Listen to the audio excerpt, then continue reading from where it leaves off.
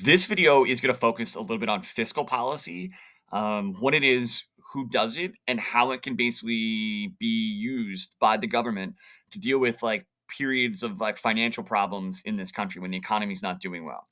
So, fiscal policy is when the government uses its ability to control how much they're spending, but also how much the government is taxing you, like the American citizen. So fiscal policy is not just done by the president, not just done by Congress. It's kind of a joint effort, right? It requires Congress to pass laws, but oftentimes these ideas like come from the executive branch. So again, fiscal policy is the government using its power over taxing and spending to deal with economic problems that may be plaguing the country. So we're gonna do the spending part first, and then we'll do the taxing part, right? So you can see how the government can use both, and we're gonna use two presidents as like case studies.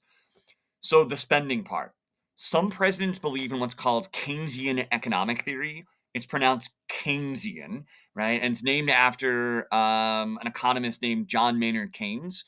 And this is the belief that when people aren't spending, and that's causing economic problems in the country, the government can step in and make up the difference by spending more. So, for example, FDR was the president during the Depression. Americans were out of work at unprecedented levels. Americans obviously didn't have a ton of money to spend, and this was causing massive economic problems. So, FDR's New Deal program basically was created to fill that void. So, the United States government began to spend more to make up the difference for what consumers weren't spending. So, all of FDR's programs were aimed towards making up that difference. So, for example, if people weren't working, the government was going to spend money to get people back to work. So, he put people to work building bridges and roads and national parks, and the government was spending if businesses and consumers weren't. And this was meant to reinvigorate the economy.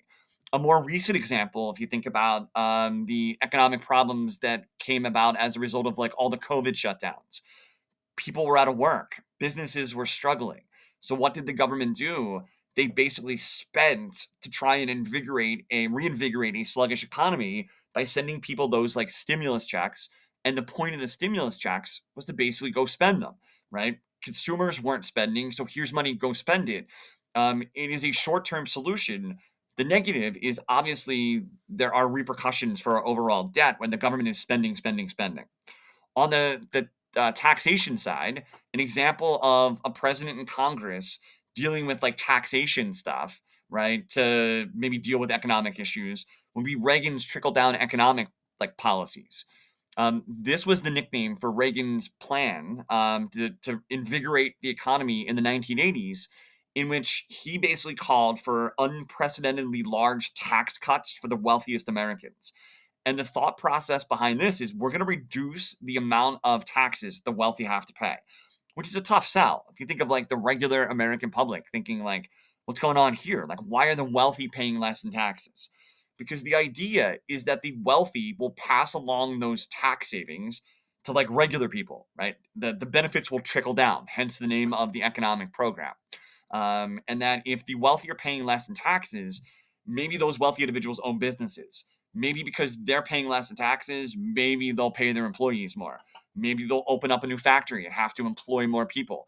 Maybe they'll innovate new products, right? That the savings would be passed along to the regular people in American society.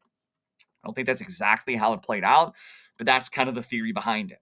So both Keynesian economic theory and the trickle down economic programs of Reagan are examples of like fiscal policy, spending and taxation adjustments to deal with economic problems that may have been happening during the time period.